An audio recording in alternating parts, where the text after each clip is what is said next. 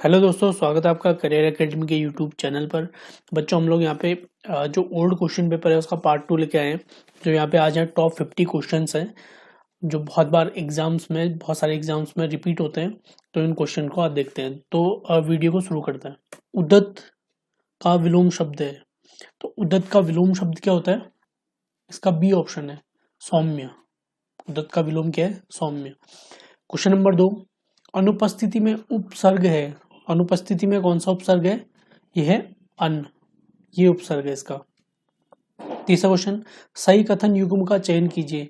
शशि गा रही है और नाच रही है, ये संयुक्त वाक्य है, सही है।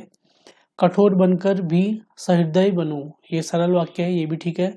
जिसने टोपी पहन रखी थी वह बाबू कहाँ गया, मिश्र वाक्य, ये भी ठीक है। यानी कि इसका ऑप्शन क्या होगा? ऑप्शन डी, उपयुक्त सभी, सारे इसके सही ऑप्शन है। क्वेश्चन नंबर 4, राजभाषा आयोग का गठन कब हुआ? राजभाषा आयोग का गठन हुआ था 7 जून 1955 ईस्वी में। तो इसका ए ऑप्शन ये सही हो गया। अगला क्वेश्चन है, अंकुर का पर्याय है। अंकुर का पर्याय क्या होगा? ये है आपका नवोविद, ये इसका पर्याय है। परिश्रम करने वाला छात्र पास हो जाएगा। रेखांकित अंश में कौन सा पदबंध है? तो इसमें कौन सा पदबंध है? इसमें पदबंध आपका संज्ञा पदबंध, यानी कि डी वाला ऑप्शन, संज्ञा पदबंध। वह सर्वनाम के किस भेद के अंतर्गत आता है? वह सर्वनाम के किस भेद के अंतर्गत आता है? तो इसमें 4 ऑप्शन दिए आपके। इसमें ऑप्शन आपका अन्य पुरुष। वह सर्वनाम के किस भेद के अंतर आता है? वह आता है अन्य पुरुष के अंतर्गत। क्वेश्चन नंबर 8, निम्न में से कौन सा तुर्की भाषा का शब्द है? 4 ऑप्शन दिए हैं, इनमें से कौन सा तुर्की भाषा का शब्द है ये बताना है। जैसे चाय, रिक्शा, कमरा, कैंची। तो कैंची तुर्की भाषा का शब्द कौन सा है? कैंची है, ऑप्शन नंबर डी। अगला क्वेश्चन है, अनुभवी का विशेष्य है। अनुभवी का विशेष्य क्या है? इसका अगर आंसर करें तो ये कौन सा होगा? अनुभव। क्वेश्चन नंबर 10, निम्न में से डॉक्टर पीताम्बर दत्त बर्थवाल की रचना है। इनमें से कौन सी उनकी रचना है ये बताना है। उनकी रचना है आपकी बी, हिंदी काव्य में निर्गुण संप्रदाय। बहुत इंपॉर्टेंट क्वेश्चन है। क्वेश्चन नंबर अगला, कृषक संस्कृति का महाकाव्य कहा जाता है। कृषक संस्कृति का महाकाव्य किसे कहा जाता है? ये बोला जाता है गोदान को, मुंशी प्रेमचंद्र द्वारा रचित गोदान। परिमाणवाचक विशेषण किस वाक्य में है? इन 4 वाक्यों में से परिमाणवाचक विशेषण किस वाक्य में है ये आपको बताना है। तो इसका ऑप्शन नंबर है सी, 2 किलो अनाज दे दीजिए। ये क्या है? परिमाणवाचक विशेषण। नेक्स्ट है, वर्ष का संधि विच्छेद है। वर्ष का संधि विच्छेद क्या होगा? अगर इसको देखेंगे तो ए है वर्षाधन ऋतु। वर्ष का संधि विच्छेद क्या हो गया? वर्षाधन ऋतु। नेक्स्ट, राहुल सांकृत्यायन का मूल नाम था। तो किसका था? यह है केदार पांडे। केदार पांडे। नेक्स्ट क्वेश्चन है, तारीख शब्द है। तारीख शब्द क्या है? यह है विदेशी शब्द है, विदेशी शब्द। उपाना शब्द का अर्थ है। उपाना शब्द का अर्थ क्या होता है? ये होता है आपका जूता। उपाना शब्द का अर्थ क्या है? जूता। नेक्स्ट क्वेश्चन, जौनसारी बोली निम्नलिखित में से किस वर्ग में आती है? जो जौनसारी बोली है इनमें से किस वर्ग में आती है? ये आती है आपकी पश्चिमी पहाड़ी में।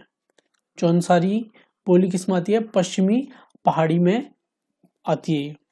अगला क्वेश्चन है, लघुत्तरी शब्द में कौन सी संधि है? जो लघुत्तरी शब्द है उसमें कौन सी संधि है?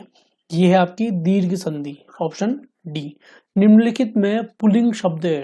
ये 4 ऑप्शन दिए, इनमें से आपको पुल्लिंग शब्द बताना है। तो कौन सा होगा इनमें से पुल्लिंग शब्द? ये है कुटुंब। कुटुंब में क्या आता है आपका? पुल्लिंग शब्द आता है। अगला क्वेश्चन है, योजना आयोग की संस्तुति पर भारत सरकार ने उत्तराखंड को विशेष राज्य का स्तर कब प्रदान किया? तो ये तो आसान क्वेश्चन है। योजना आयोग की संस्तुति पर भारत सरकार ने उत्तराखंड को विशेष राज्य का स्तर कब प्रदान किया था? इसका ऑप्शन है आपका यह है 1 अप्रैल 2001 ईस्वी को, योजना आयोग द्वारा।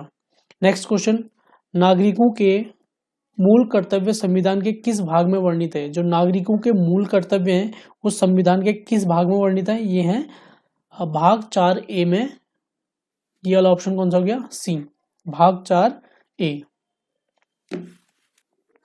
नेक्स्ट क्वेश्चन, किसने कहा संविधान को संघात्मकता के ढांचे में नहीं ढाला गया है? ये किन्होंने बोला था? ये बोला गया था डॉक्टर BR अंबेडकर जी ने। A option. सुमित्रा नंदन पंत को ज्ञानपीठ पुरस्कार से सम्मानित किया गया। इनको कब ज्ञानपीठ पुरस्कार मिला था? ये मिला था आपका 1968 ईस्वी में। ऑप्शन डी 1968 में। इंपॉर्टेंट क्वेश्चन है ये दोनों। भारत में राष्ट्रीय मानवाधिकार आयोग की स्थापना किस वर्ष की गई? भारत में राष्ट्रीय मानवाधिकार आयोग की स्थापना हुई आपकी ऑप्शन सी 1993, 1993। ये सारे क्वेश्चन जो हैं ओल्ड जो क्वेश्चन पेपर है उसमें आए हुए हैं और बहुत इंपॉर्टेंट क्वेश्चन भी हैं। आप अगर क्वेश्चन पेपर सॉल्व करोगे, बहुत सारे क्वेश्चन पेपर आप एग्जाम आने तक सॉल्व करोगे तो कुछ ना कुछ क्वेश्चन इनसे रिपीट होते हैं। बाकी आप स्टडी कर ही रही हो, बाकी यहाँ पे वीडियो जा रही है, क्वेश्चन पेपर आ ही रहे हैं, तो डेफिनेटली आप एग्जाम क्वालिफाई कर जाओगे। तो नेक्स्ट क्वेश्चन देखते हैं। क्वेश्चन, उत्तराखंड में किस पर्वतारोही द्वारा एवरेस्ट शिखर पर 6ठी बार चढ़ने का कीर्तिमान स्थापित किया गया है? तो ये कौन है? ये है लवराज धर्मसत्तू। इन्होंने 6ठी बार एवरेस्ट पर चढ़ने का कीर्तिमान हासिल किया है। नेक्स्ट क्वेश्चन, अशोक ने तृतीय बौद्ध संगीति का आयोजन कहाँ किया था? तो ये ऑप्शन है पाटलिपुत्र। पाटलिपुत्र में किया गया था। एबॉट माउंट किस जिले में स्थित है? एबॉट माउंट किस जिले में स्थित है? यह ऑप्शन आपका सी, चंपावत जिले में स्थित है। अगला क्वेश्चन, नगाड़े खामोश हैं नाटक के रचनाकार हैं। जो नगाड़े खामोश है नाटक के रचनाकार कौन है? यह है गिरीश तिवारी गिरदा। गिरीश तिवारी इनका नाम है, इनको गिरदा भी कहा जाता है। अगला क्वेश्चन, प्रसिद्ध विरूपाक्ष मंदिर कहाँ स्थित है? जो प्रसिद्ध विरूपाक्ष मंदिर है वो कहाँ है? हम्पी में स्थित है। इसका ऑप्शन हो गया option A. Next question, Mulingla दर्रा किन दो स्थानों को जोड़ता है? जो मुलिंगला दर्रा है वो किन स्थानों को जोड़ता है? वो जोड़ता है आपका उत्तरकाशी और तिब्बत को, मुलिंगला दर्रा। याद रखना, जो हमने लास्ट वीडियो पढ़ा था उत्तराखंड के दर्रे, उसमें इस बात का वर्णन किया गया है। अगर आपने वो वीडियो नहीं देखी तो उसको देख लें, बहुत ही मोस्ट इंपोर्टेंट वीडियो वो है। नेक्स्ट क्वेश्चन, शिवा समुद्रम जल विद्युत परियोजना किस राज्य में है? जो शिवा समुद्रम विद्युत जल परियोजना वो है कर्नाटका में। Option number D. Next question, ASCII का पूरा नाम है। ASCII का पूरा नाम है, यहाँ पे 4 ऑप्शन आपको दिए गए। इसका पूरा नाम क्या है? American standard Ford for information interchange. ASCII का पूरा नाम American standard Ford for information interchange. Next question है, आसन बैराज का निर्माण किया गया। आसन बैराज का निर्माण कब किया गया? ये किया गया ऑप्शन नंबर बी 1967 में। क्वेश्चन नंबर नेक्स्ट, स्वर्णिम चतुर्भुज परियोजना में निम्न में से कौन शामिल नहीं है?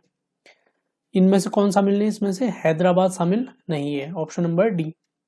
अगला क्वेश्चन, जागेश्वर के मुख्य मंदिर के भीतर किस राजा की मूर्ति है? तो जागेश्वर का जो मंदिर है उसके भीतर किस राजा की मूर्ति है? ये है Deepchand. Option number C. Shankar गुफा कहाँ स्थित है? शंकर गुफा ये है आपकी देवप्रयाग में। Option number D. 1821 ईस्वी का प्रथम कारखाना अधिनियम पारित हुआ।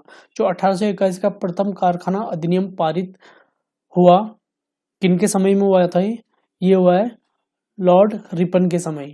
नेक्स्ट क्वेश्चन, मुचकुंद गुफा उत्तराखंड में कहाँ स्थित है? जो मुचकुंद गुफा है वो उत्तराखंड में है आपका बद्रीनाथ के पास। जो मुचकुंद गुफा कहाँ है? बद्रीनाथ के पास। उड़ीसा का तालचेर श्रेणी मुख्य रूप से प्रसिद्ध है। जो उड़ीसा का तालचेर श्रेणी है वो किसके लिए प्रसिद्ध है?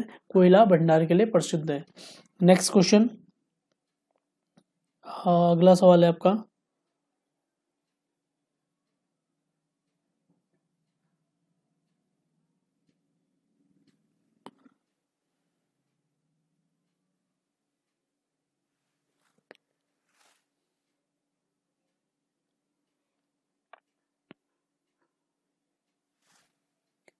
नेक्स्ट क्वेश्चन है, प्रजाबंधु समाचार पत्र के प्रकाशन का श्रेय जाता है।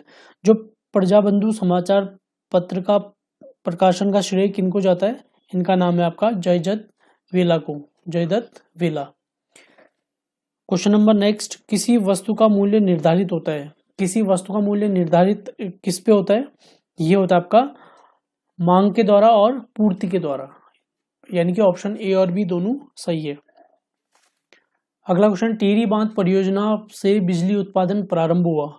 जो टिहरी बांध परियोजना से बिजली उत्पादन प्रारंभ हुआ कब? 2006 में।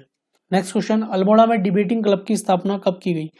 ये है 1870 में हुई इसकी स्थापना। डिबेटिंग क्लब अल्मोड़ा कब हुआ? 1870 में। चेतु तथा मणकू नामक चित्रकार को किस राजा ने अपने दरबार में आश्रय दिया था? जो चेतु और मणकू थे वो किस राजा ने अपने दरबार में आश्रय दिया था? ये थे सुदर्शन शाह। निम्न में से किसे पद्मश्री सम्मान प्राप्त नहीं हुआ? ये चार हैं, इनमें से किसे पद्मश्री सम्मान प्राप्त नहीं हुआ? इनका नाम था केपी नोटियाल। इनको पद्मश्री सम्मान प्राप्त नहीं हुआ था। नेक्स्ट क्वेश्चन, पांवटा के निकट भगाड़ी नामक स्थान पर युद्धगढ़ नरेश फतेसा और के मध्य हुआ था। दूसरे कौन थे जो उनके साथ युद्ध कर रहे थे? उनका नाम था गुरु गोविंद सिंह। तो ये युद्ध किन किन के बीच हुआ था? फतेसा और गुरु गोविंद सिंह के बीच। तिलाड़ी कांड का संबंध है। तिलाड़ी कांड का संबंध किससे? यह वन अधिकारों से। अगला सवाल, 2011 की जनगणना के अनुसार उत्तराखंड जनसंख्या की दशकीय वृद्धि दर कितनी है? जो उत्तराखंड की 2011 की जनगणना के अनुसार उत्तराखंड की जो दशकीय वृद्धि दर वो कितनी थी? वो थी आपकी 18.81%। ये उत्तराखंड की दशकीय वृद्धि दर 2011 की जनगणना के अनुसार थी। बच्चों अगला क्वेश्चन है, किस पुराण में हरिद्वार का नाम मायापुरी मिलता है? तो ये किसमें मिलता है? स्कंद पुराण में, यानी कि ऑप्शन नंबर सी। अब हम वो वाला क्वेश्चन देखते हैं जो हमने क्वेश्चन छोड़ा हुआ था। उस क्वेश्चन को यहाँ पे कर लेते हैं। मैं इसको रब करता हूँ। जो रीजनिंग का अच्छा क्वेश्चन था वो सीटिंग अरेंजमेंट पे बेस्ड है वो। तो ये वाला क्वेश्चन था, इसको देखते हैं। ये देखिए क्वेश्चन, 6 दोस्त दीपक, रोहित, सचिन, प्रीति, रेखा और सोनी एक वृत्ताकार पथ में बैठे हैं। वृत्ताकार पथ मतलब एक गोल टेबल में ये बैठे हुए हैं। 6 लोग हैं तो हम लोग 6 लोग यहाँ पे मेंशन कर देते हैं। 1 2 3 4 और 5 6। तो सब एक साथ बैठे हुए हैं, तो एक की तरफ मुंह करके बैठे होंगे। ये हो गए आपके 6 लोग। अब ध्यान से इसकी कंडीशन पढ़ना। रेखा सोनी के दाएं तथा दीपक और सोनी के बीच बैठी है। जो रेखा है वो सोनी के दाएं है। अगर मैं इसको सोनी मान लेता हूं, अगर मैं इसको सोनी कर दिया तो रेखा कहाँ है? सोनी के दाएं है, यानी कि यहाँ होगी। और दीपक और सोनी के बीच बैठी हुई है, यानी कि दीपक और सोनी। अगर यहाँ दीपक है तो रेखा सोनी के दाएं और दीपक और सोनी के बीच में है, तो यहाँ पे कौन है? आपकी रेखा है। ये आ गई रेखा। रोहित और सचिन के बीच प्रीति बैठी है। यहाँ पे रोहित है और सचिन है, इनके बीच में कौन है? प्रीति बैठी हुई है। तो चलिए इसको देख लेते हैं। दीपक और सचिन एक दूसरे के ठीक सामने बैठे हैं। जो दीपक है और सचिन है एक दूसरे के ठीक सामने। यहाँ अगर दीपक है तो यहाँ कौन होगा? सचिन होगा, सचिन। और सचिन और रोहित के बीच में कौन बैठी है? प्रीति बैठी है, यहाँ पे दिया हुआ था। तो अगर यहाँ रोहित है, रोहित और सचिन के बीच में कौन बैठी है? प्रीति बैठी है, प्रीति। ये हो गया। तो 6 लोग आ गए यहाँ पे। अब क्या बोल रहे हैं? दीपक के ठीक दाएं कौन बैठी है? तो दीपक के ठीक दाएं, ये दीपक है, इसका दाएं कौन होगा? ये होगा। तो दीपक के ठीक दाएं कौन है? रोहित है, यानी कि ऑप्शन नंबर बी। तो बहुत आसान क्वेश्चन है सीटिंग अरेंजमेंट का, और आसान क्वेश्चन आते हैं रीजनिंग के, तो आप यहाँ पे आराम से कर सकते हो। तो बच्चों ये थे टॉप 50 क्वेश्चंस जो पार्ट 2 है क्वेश्चन पेपर का। उसमें टॉप 50 क्वेश्चन है। अगर आप ऐसे क्वेश्चन पेपर करते रहोगे तो डेफिनेटली आप लोग सिलेक्शन पा लोगे।